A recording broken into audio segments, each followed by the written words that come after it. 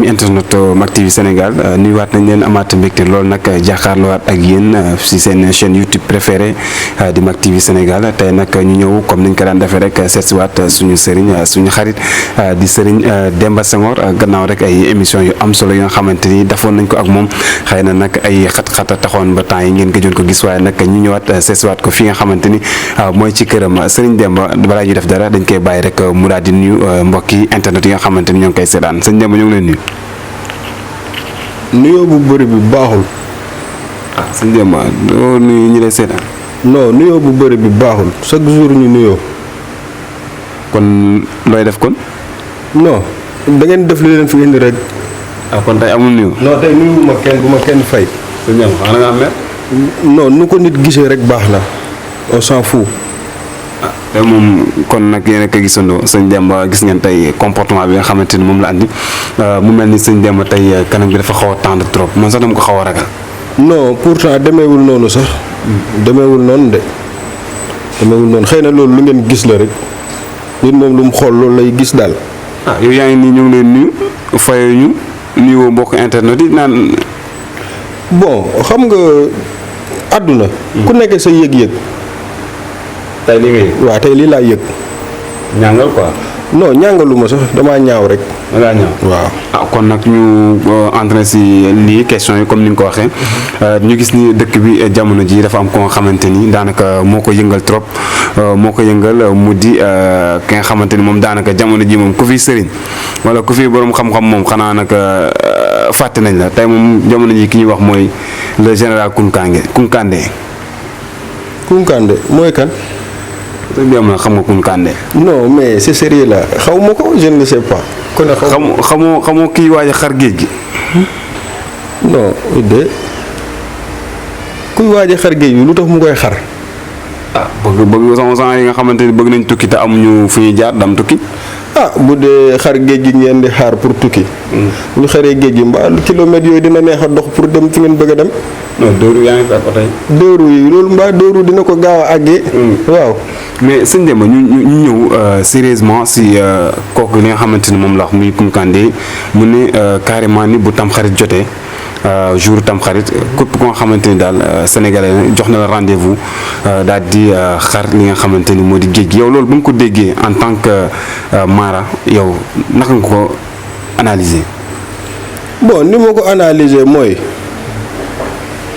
sénégalais yi amul bopp yi. mooy sénégalais yi nga xam ne xëy na amuñu leneen lu ñu def quoi wala ou bien autre chose ak ñi wone yu mel noonu quoi surtout journalistes yi ah. waaw non xasuma leen je dis la vérité li ma yëg laay wax quoi c'est-à-dire que nit du ma pousse tamit xam nga ma wax loo xamante ne nii. nekkul ci man quoi. léegi lu tax nga dut baaraamu tuuma journaliste yi. waaye journaliste yi dama leen di tuumaalu ma leen damay wax dëgg damay wax li ma xam li jógee ci suma dënn bi jógee ci suma xol bi ma am yëg-yëgu wax ko ma wax ko. loolu la mais tuumaalu ma kenn. non dama ñuy tuumaal kay. non tuumaalu ma benn journaliste damay wax en tant que citoyen. en tant que citoyen. sénégalaise. léegi loolu information la Demba le fait que ab sëriñ toog ni carrément ni du bés ba tamxarit bu jotee dinaa def lii li muy def mu nekk loo xamante ni daanaka miracle la loo xamante ni kenn xalaatu ko yow mi xalaatoo ko wax. non xam nga nit ñi. bokkuñ. tolluwaay yi. bokkuñ. gis-gis yi. bokkuñ. mais loolu dama jàpp ne tolluwaayam la ak gis-gisam. ak mën-mënam. non mën-mën ci kanam la. mais foog nga ne du ko mën woon dina ko wax. non allahu yaxlam yàlla rek a xam mën na ko que mënu ko loolu moom la regarder mais man Senghor maa ji su ko ndee la ku ubbi woon géej gi téeméeri yoon. xar asamaan si téeméeri xar-xar. man loolu ça me dérange pas sama yoon nekkul ci loolu. ah mais Kounkandé de moom Demba. nee na dafay xar géej gi. waaw non xam nga déglu rek Kounkandé ñun la bëgg a dimbali ñun ñi nga xamante ni bëgg nañ tukki te amuñu passeport amuñu visa amuñu dara. xam nga sànq lu tax ma ne la journaliste yi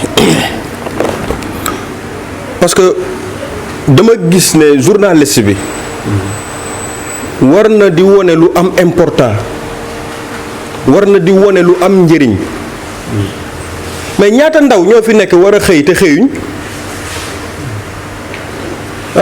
jeunesse bi ñaata doomi aadama ñoo yeewoo fii Sénégal ku ci xëy sax ñaar téeméer daf lay të mais pourquoi pas journalistes yi concentré wu ci luy jëmale askan wi kanam.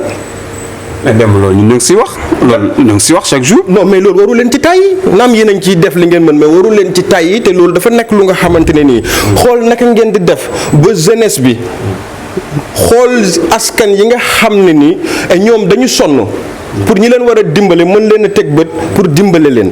dem yow daal amee Kounkandé li mu wax da laa métti. non kooku lu mu wax méttiwuma. ku la dégg ni ngay waxee. non tu n'as pas tax tey nga mer. non xam nga li tax ma doxee noonu. du ay affaire yu ñàkk fayda yooyu quoi. dama mere population sénégalaise bi tuuti quoi. comment. oui parce que Sénégal lu ñu war a wax duñ ko wax lu ñu war a def duñ ko def. te dafa am ñu nekk ci réew mi fii nii Sénégal. dañ leen war a fekk ci seen kër yi. ñu sotti leen essence et ñu taal leen. comme ñam. bëri nañ. comme ñun par exemple. waaw parce que tam nga doomu aadama su demee ba ngay taxaw. ngay ubbi ay géej gu jotee wut ak yow dara. donte amoon nga pouvoir bu toll noonu mais ma yaakaaroon ne dimbale askan wi ndaw ñi ñu am ci lu ñu jàpp.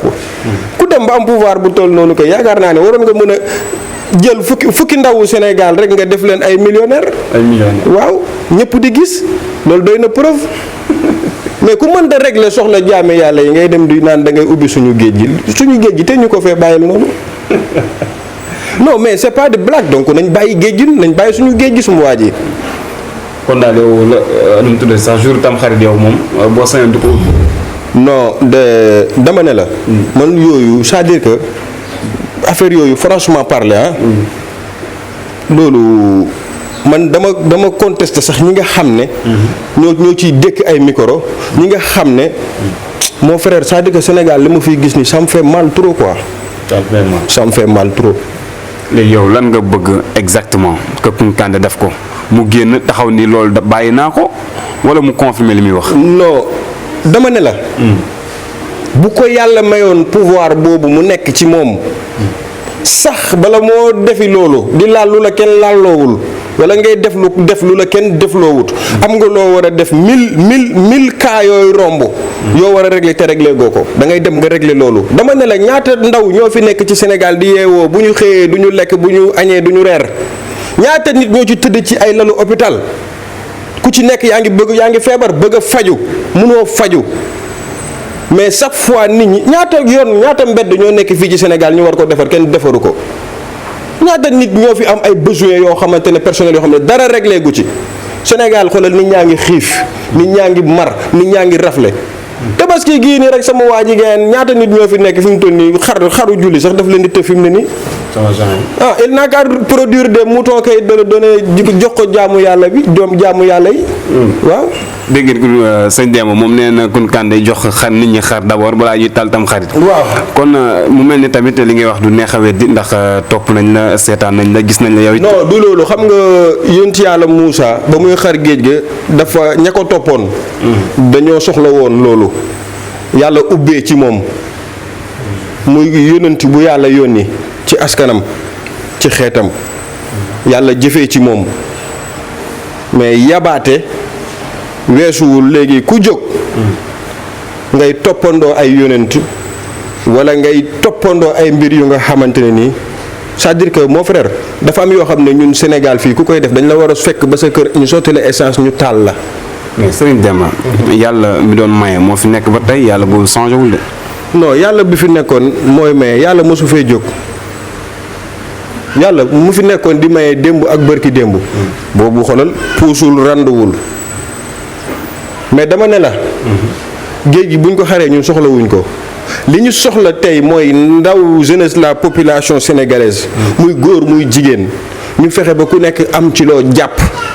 ku ci nekk di mën a débrouiller ci sa bopp lu tuuti mu néew ñi feebar di mën a góorgóorlu ñi am na ñu sonn mon frère ñoo xam ne tey bëgg nañ yéen journalistes yi ngeen wane leen ñi leen mën a dimbale leen te loolu da ngeen ci war a góorgóorlu mais tey seetlul ku ci nekk yaa ngi créer site internet ku ci nekk yaa ngi créer ay page internet yoo xam ne nii ay TikTok fu nekk ci àdduna bi duñ ci wane mukk lu am sens saagante ndey bi waxante lu ñaaw li fii ci suñu réew yow xanaa tubaab yi créer yooyu sax du ñu def loolu.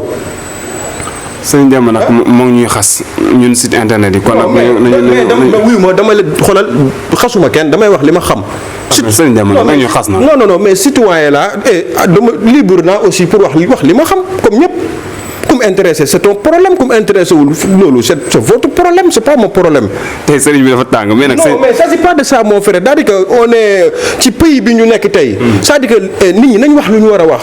mais ñun par exemple tey am site yi bëri nañ mais site yi am njëriñ tamit bëri nañ nit ñoo ngi liggéey. waaw mais. la preuve ñu ngi nii toog ak yow li ngay wax ak citoyen yi li nga xamante ni mën nañ ko dégg.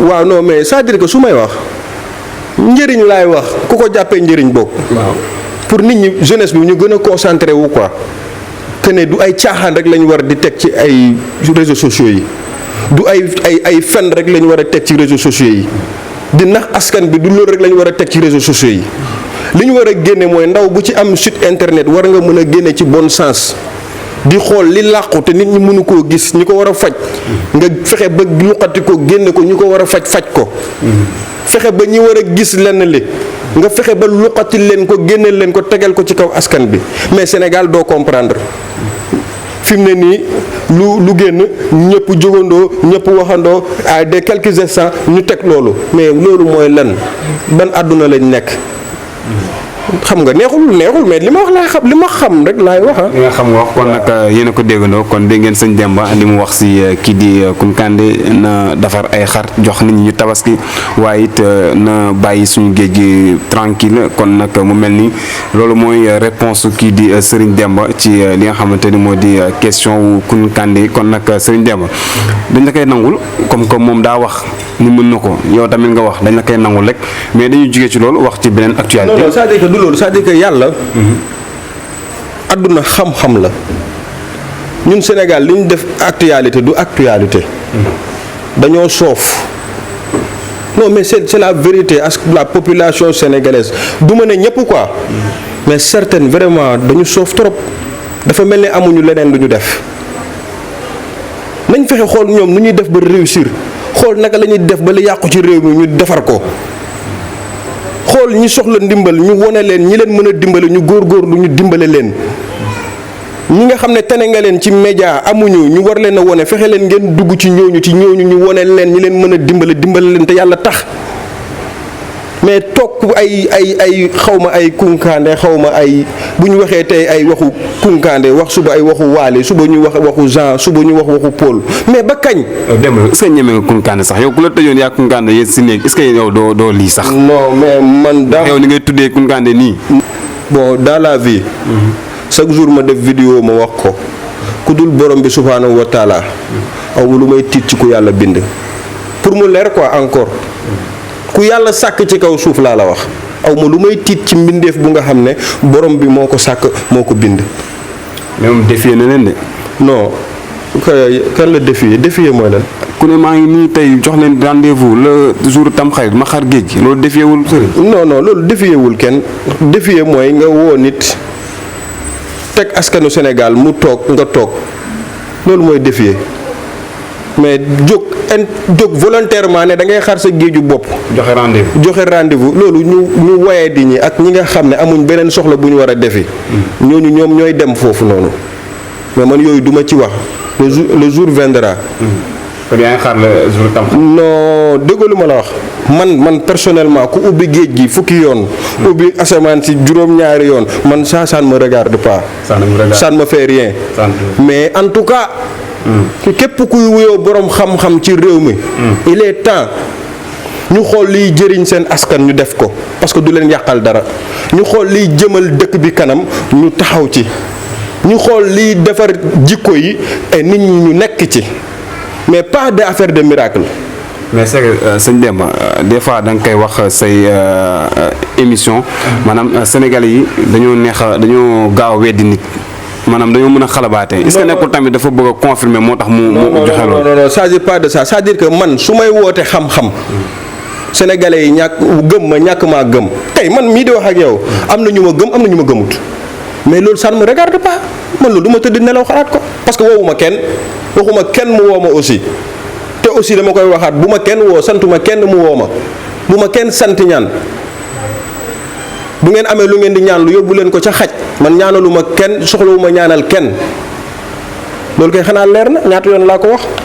leer na nañ tey sëñ Demba moom xam naa tempérament bi dafa xaw a yéeg moo tax mais nag ñu ba tey rek dañuy des ci wàllum actualité wax ci jamono ji nga xamante ni dafa am loo xamante ni dafa lëmbe Sénégal muy wàllum borom ñaari tur yi fu nekk ñu ko fay wax ba tax na li nga xamante ni moo di groupe LGBT bi moom daanaka ñu ngi wax naan fii sax am na information yoo xam ne ni ñëw nañ fi andi fi xaalis bu taqoo pour rek daat koy jox képp ko nga xamante ni nangu na def seen promotion yow loolu boo ko déggee dëkk fii Sénégal yow loolu lan la lay def ñu dem ba ñi nga xamante ni ñoo di waa LGBT ñëw fii andi fi alal bu taqu pour rek daal di ut ñu leen di defal seen i promotion loolu noo ko gisee. waaw affaire góor jigéen moom ci réew li ma ci wax bëriwul bu dee loolu mooy débat bi nga xam ne débat bi du yàgg yow nan nga def ba xam ne ñooñu dañ leen a financé xaalis pour ñu ñëw ci réew mi di fi tur xaalis boobu ni ngeen def ba xam loolu. information la dañ koy gëstu ñun si lañuy yëngu. bon ñi leen wax loolu sax da nga leen a war a sotti almet ak da nga leen war a sotti essence ngeen taal leen. waaw fii ci Sénégal képp kuñ fi woo ne la góor jigéen nga dañ laa war a sotti essence ñu taal la ci ay conditions nag. mu wóor te wóor ne kii ñuy accuser góor jigéen c'est un góor jigéen la. pas bañ nit nii rek wala nit ki neexu la rek nga ne góor jigéen la déedéet nit ki boo koy tuumaal dara dafa war a fekk mu nekk loo xam ne lu leer la. comprendre nga. ki ngay xam ne da nga koy tuumaal dafa war a nekk loo xam ne am nga ci preuve yu wóor que ne moom lii la góor jigéen la te buñ saytoo ba xam ne diw boobu góor jigéen la wala góor jigéen buñ ci jàpp ci mbedd muy def naka su dul noonu bu ñu xaar kenn nañ ut essence sotti ko taal ko devant tout le monde ñëpp di gis loolu. mais loolu mooy problème bi parce que fii Sénégal raar na nga joxoñ nit baaraamu tuuma ba pare jàpp ko maanaam ñoom dañuy njort di wax. am na si sax ay artistes yu siiw yoo xamante ni ñu ngi tudd seen ay tur ba ñu dem si bañ si dem si yoon sax moom. non c'est-à-dire que li ma leer dafa leer man bëgguma wax loo xam ne leeruma te du ma wax lu ma leerut mais li may wax dafa leer. képp kuñ jàpp ci Sénégal suñu Sénégal gi képp kuñ ci jàpp ñu wér na la kii góor jigéen la laa la wax dans un coup nañ ut essence ñu sotti ko ñu taal ko laa la wax ak ku mën a doon. li may wax kay lu leer la. mais est-ce que foogoon ni jamono jii nii. est-ce que nekku fi maanaam est-ce que góor jigéen ñi bëriwuñu fii biir Sénégal. non góor jigéen am na ci Sénégal. est-ce que bëriwuñu fi. waaw bëri nañ fi parce que léegi. ci réseaux sociaux yi sax léeg-léeg nga gis ñu dugal ay vidéo mu leer na la kii góor jigéen la mais dama ne la laa la wax Sénégal fii laa la wax sénégalais benn sénégalais sax boo doxee ba jàpp góor jigéen laa la wax muy def naka sudut noonu dañ ko war a sotti essence ñu taal ko amul jugé amul tëj amul dara sotti essence rek taal ko. léegi kooku ku ñu war a dem bay sotti essence taal tey jii dañuy tudd ki nga xamante ni moo di artiste bii di Wally moom souvent ñu koy tudd suy mel noonu moom génn à chaque fois day génn di démentir wax ni moom takkewu si laalewu si dem na sax bay waat ni loolu noonu moom lakkewu si laale si waaye teewul à chaque fois rek Sénégalais yi dañ koy joxoñ baaraamu tuuma da moom nag dem na sax ba si yóbbu ñi nga xamante ni ñoo ngi ko si tudd si kanamu yoon ba jamono ji sax daanaka enquête yi section de recherche commencé na di enquête ñi nga xamante ni ñoom la porter plainte yow mi en tant que Mara ba pare nag di wax ak ki nga xamante ni porteur de voix la muy Wally Seck yow boo amoon loo koy conseiller pour tooñ yooyu wala sax étiquette yooyu ñu koy koleel pour ñu dindi ko si moom yow lan nga koy wax. non li may wax bëriwul man bu ay affaire de Wally moo ma intéressé parce que man Wally tooyalul sama ceeb. non waxtaan la. non waxtaan la mais dama lay wax aussi Wally ku dul Wally ak ku mën a doon ci àdduna bi laa wax. dama ne la Wally su fekkee dafa am lu ko nit ñi di wax ak ña ko koy wax il a intérêt moom mu leeral boppam mu setal boppam parce que man soo may wax loo xam ne nekkut ci man am naa droit ma yóbbu la fi mbaxana doonee benn ñu leeral loolu chaque citoyen libre nga pour nga leeral say mbir ci li ñu lay tuumaal am na ci droit il a plein droit de dire ça mais ñi koy wax loolu aussi et ñoom it am nañ droit ñoom it ñu wax xam nga nit ki boo koy jiiñ dara am nga droit nga leeral loolu quoi nga leeral loolu ba mu leer. mais nit ñi dañoo jàpp ni est-ce que nekkul par jalousie moo tax ñu koy def nit ñu bëri ñoom loolu la ñu wax dañuy jalousie moo tax ñu topp kii di Wally di ko coller étiquette boobu. non dans la vie lépp loo gis muy dox ci kaw suuf di nga am ñu la bëgg di nga am ñu la bañ xataa imaamu sax imaamu jumaa nga wala imaamu jàkka sax ci koñ bi sax dina am ñu bëgg nga jiite leen am ñu bëggul nga jiite leen mais ñun waxuñ ci cadre de bañ ak bëgg ay waxu góor jigéen la ñuy wax parce que mot boobu c'est quelque chose de sérieux te képp kuñ koy teg war nga jóg nga seetal sa bopp laa la wax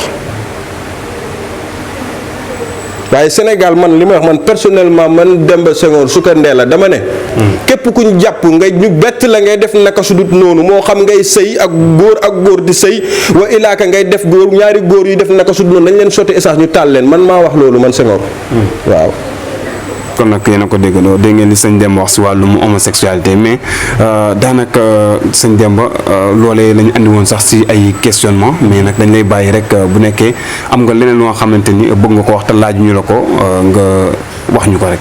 li may wax bëriwul li may wax laay répété waat yéen journalistes yi. non amul ay yéen journaliste sëñ Demba yéen journaliste non ça ne veut pas dire que non écoute mon frère écoute c'est-à-dire que ça ne veut pas dire que da nga may interroger damaa war a wax li la neex déedéet war nekkuma fi pour loolu non je ne suis pas là pour ça non mais xoolal on s'en fout est-ce que tu as bien compris damay wax li nga xamante ne nii non mais c'est la vérité damay wax li ma xam liy ñëw jóg nekk ci sama xel mi sama xol bi ma war koo wax ma wax ko li des toppatoowuma loolu je ne suis pas là pour faire des ay promotion ay affaires yooyu noonu yaa ngi dégg te quand on est au sérieux on n'a qu'à faire du sérieux quoi est-ce que tu as bien compris et ñi nga xam ne ñu ngi wuyoo sëriñ ils n'ont qu'à intérêt de faire attention ci li ñuy def parce que ñu ngi tax ay deru nit di yàqu te loolu dinañ ko régler man personnellement lépp lu ma ci mën dinaa ko def ci kàttanu yàlla waaw parce que damay gis souvent bu ñuy wax dañ naan les jeunes marabouts mais je suis jeune marabout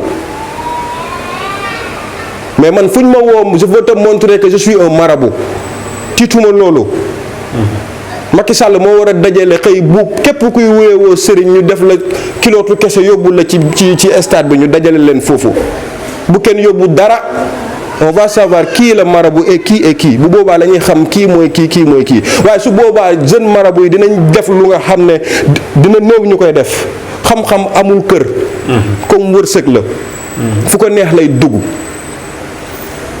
mais dama ne ku yor lu baax looy demee toog di def ay miracle wala ngay toog di def naka su dul noonu na nga jóg nga dimbale askan bi parce que on a besoin nit ñi soxla nañ dimbal ñi seen loxo jotut seen ginnaaw bëri nañ ñi bëgg luñ mënta am fii Sénégal bëri na yow Dakar gii nga nekk rek fii nii ñaata nit la ñuy xëy di leen génne ay location yu cher yoo xam ne ay 150 000 200 000 300 000 400 000 ba pare war a yor añ ak reer ak ndékki loolu kuñ la waxul kenn ñi koy def yëpp kenn fayee ko wu ci sax 500 000 bu mat par weer ñiy fay location fii ci réew mi yëpp kenn fayu xoolal kenn liggéeyu ci liggéey bu am solo te pourtant nous tous nous sommes des citoyens sénégalais lu tax du ngeen dugg ngeen wone loolu ñi ci war a wax ñu wax ci ñi ci war a jëf ñu jëf ci ñaata nit ñoo nekk fii ci suñu réew mi heure bu ñu bëggee këyit ay yeneen étranger dañuy ñëw fii bëgg këyit mu yomb leen ñaata doomu sénégalais ñoo nekk bitim réew di souffrir ndax ak problème de papier di souffrir di nekk ci mbedd mi di taxawaalu fu ne dañ ay doomi aadama comme ñëpp amul weex amul xonq ñëpp a yem fa yàlla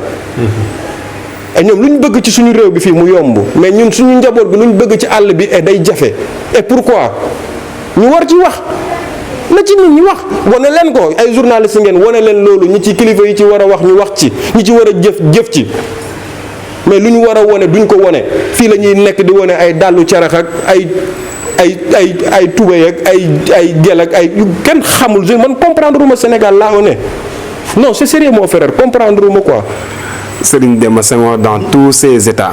tey moom la ñu gis fii si fi nga xamante ni moo di këram waaye nag sas nañu nee na ñun journalistes yi ñuy génne li am solo xëy na nag tempérament mooy yéeg waaye nag ñun ñu ngi def lu ñu mën à chaque fois li nga xamante ni moo di actualité dañ koy traité waaye nag li nga xamante ni moo di information fu mu nekk nañ ko lijjanti jox ko ñi nga xamante ni ñoo di suñu mbokku internet bu nekkee télé bi la jox ko seen i téléspectateurs bu nekkee rajo bi la jox ko seen i auditeurs.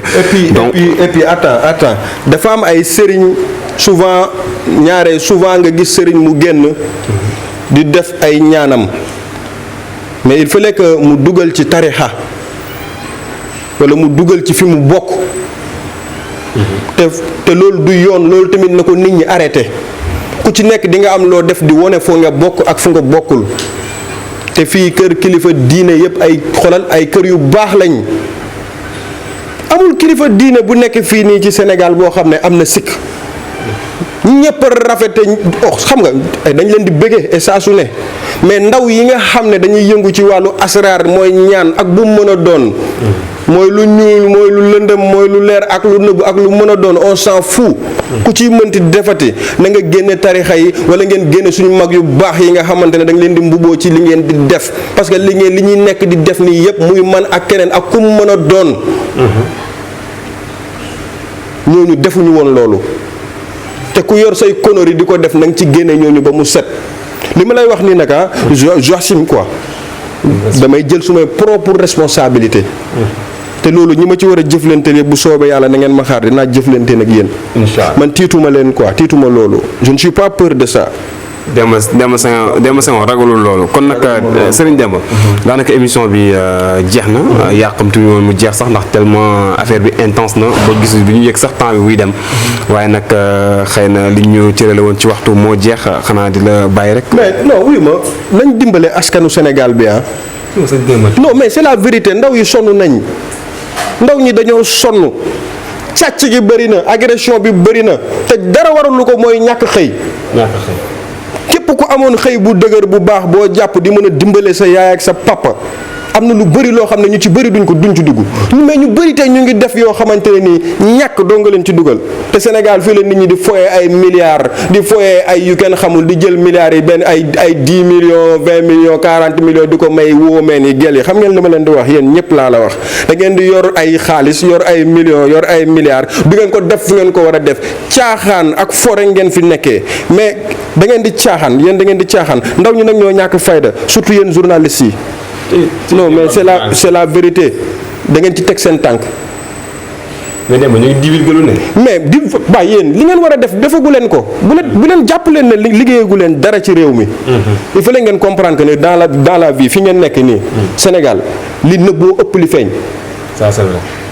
li nëbbu fii ci Sénégal dafa bari kenn mënul wax lépp.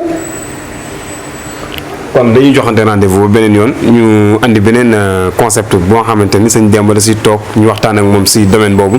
waaye nag sa waay nañ dimbale leen ndawu Sénégal yi ñu am xëy dimbale leen askanu Sénégal bi ñu feebar mën a faju xoolal suñ tali yi dara baaxu ci embouteillage yi bëri na ci réew mi nit ñi sonn nañ dañoo sonn fii ñi fi bëgg xaru tabaski te amuñu ko bari nañ.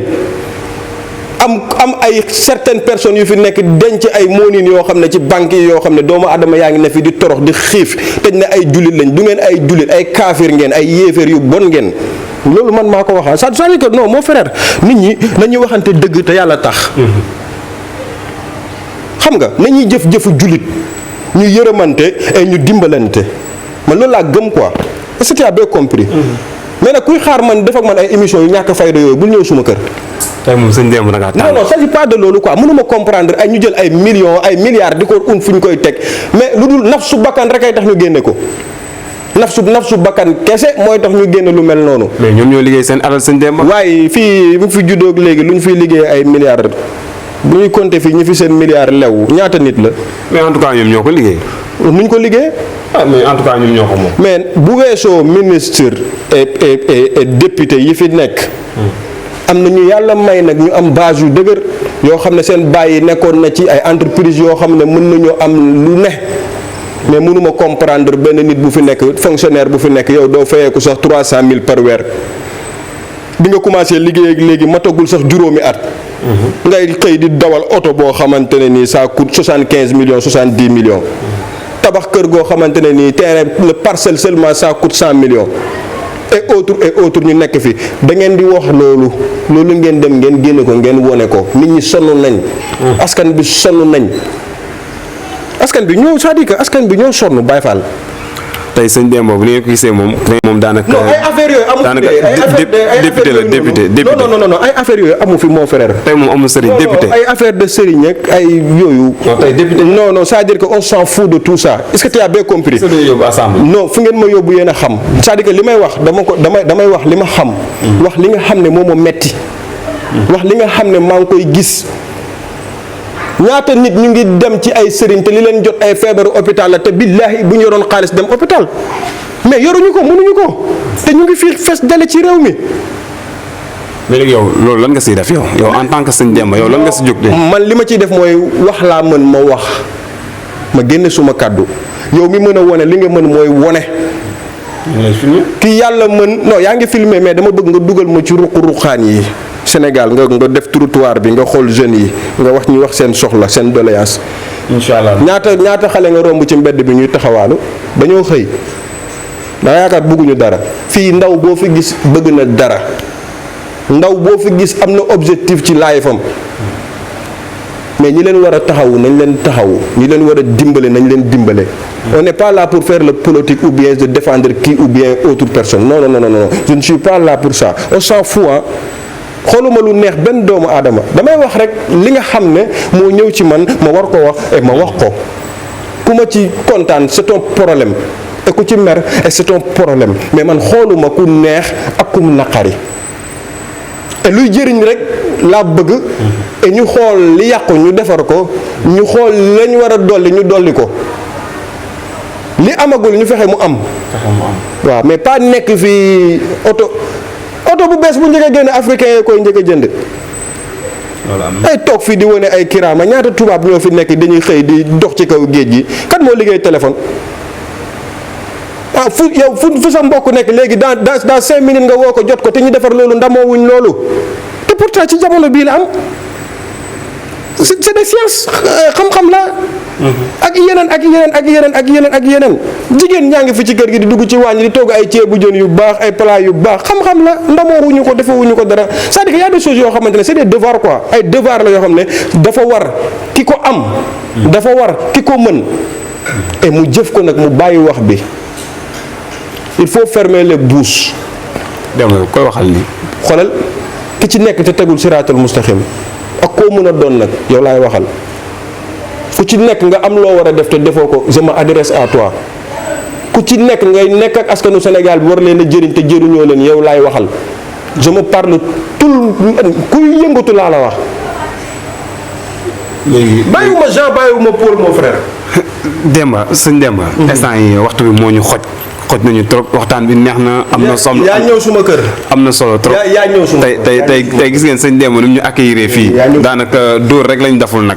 dóor rek lañ deful waaye nag dañ koy comprendre xam naa ni li muy wax tamit dafa am fu mu koy waxee xëy na li muy gis si dëkk bi moo koy métti waaye nag yoon la mu dénoncé ko parce que tamit quoi qu'on puisse dire porteur de voile aussi moom tamit gis nañ ko ràññee nañ ko trop si li nga xamante ni moo di li muy yëngu donc bu ko nekkee di ko wax it c'est parce que da kaa gis mais de toute façon ñoo ngi ko koy nangul bu baax a baax xanaa rek di ko jox mu daal di tàggoo wax ñu rek lan mooy nekk dernier kàddoom.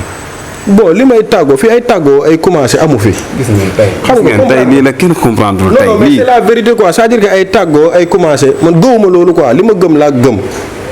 kon léegi ñu bàyyi ñu tàggoo. waaw non yow yaay tàggoo mais man jógee gu ma fi maa ngi fi man tiituma leen lijjantiwuma leen commencé gu ma sax da ngeen di dof-doflu maa ngi ñëw. kon nag mbokki internet yi. di tànqal nit ñi di sonal nit ñi ay non mais sénégalais yi gëm leen seen bopp te lu waaye di wuyoo na ko nuroo xam leen ne fi Sénégal la te duñu war a jëm ci kanam mais avec le système bi nga xamante ne ni maa ngi koy gis nii xoolal du ñu yóbbu fenn ngay taxaw saaga ndey ku la neex saaga ba saaga gor ñu baax ñi. da ngay taxaw def lu la neex ngay saaga gor goo xam ne leer na la kii bu ngeen taxawoon yow ak yàlla kese doo wax ci moom lu ñaaw da ngay gis ku taxaw mais buy saaga sax day canaliser ñëpp saaga wala mu dagg wax bu ñaaw ñëpp saaga teg ko ci deru jigéen mel ni jigéen juru la yow miy wax lu ñaaw ci jigéen xalaatal que ne jigéen moo la ëmb juróom-ñeenti weer et moo sonn ci matu la et moo la xëy jur la di la nàmpal di la boot di la rogganti ba tax nga mën a taxaw tey di ubbi sa gémmiñ gi di ubbi sa gémmiñ gi kon sa gémmiñ googu di ubbeeku loo ciy génnee dafa war a nekk lu rafet avoir le respect avec la population sénégalaise coow mën nga ko coow mer mën nga koo faj te doo ci génne sa gémmiñ bi lu ñaaw loo xamante ne nii parce que image c'est très important mon frère nit ñi dañ ci bàyyi xel quoi wala di def yu nga xamante ne nii parce que bis day ñëw nga am jabar nga am jabar am ay njaboot te dañ lay seetaan donte waxoon nga lu ñaaw sax sa doom mën na ci sukkandiku suba di ko def c'est pas des bons exemples nañu delloo suñu xel yi ci yàlla ñu ragal yàlla tuuti te population sénégalaise bi ñu ci bëri gëmuñ dara xaalis rek la ñuy jaamu te il est temps que ñu revenir xam ne lu waay am fii nga koy bàyyi et lu dul jeex yàlla sàkk ko lu dul jeex yàlla sàkk ko de mais nag maa ngi ñëwaat waaw donc fii la ñuy ndar képpee li nga xamante ni moo di émission bi donc mu nekkoon émission bu tàng ak ki nga xamante ni moo di sëñ Demba bi nag mu nekk sax xanaa énième fois yu ñuy tàggoo waaye nag ngeen baal ñu ko rek xam ni tey nii sëñ bi ni ñu ko fekkee moo tax waaye nag di si am tamit mbégte loolu nag waxtaan ak moom si waxtaan bi nga xamante ni moom la ñu seq ak moom mu nekk waxtaan bu am solo certes waxee na ko ak cœur mais nag li ñu si retenir rek mooy li nga xamante ni mooy li si am solo information bi nga xamante ni tenir ni ko si li nga xamante ni moo di ndaw ñi waaye nag ak tamit li nga xamante ni moo di conscient boo xamante ni ñii di sëriñ ñi wuyoo sëriñ war nañ ko am ba tax na daal kon fii la ñuy yem ak yéen rek xanaa di leen jox dig daje beneen yoon ak beneen émission seen chaîne YouTube bi di Mak TV Sénégal te leen wax aussi bu leen fàtte di abonné ak di bës cloche de notification bi pour ngeen di mën a am suñuy vidéo au temps réel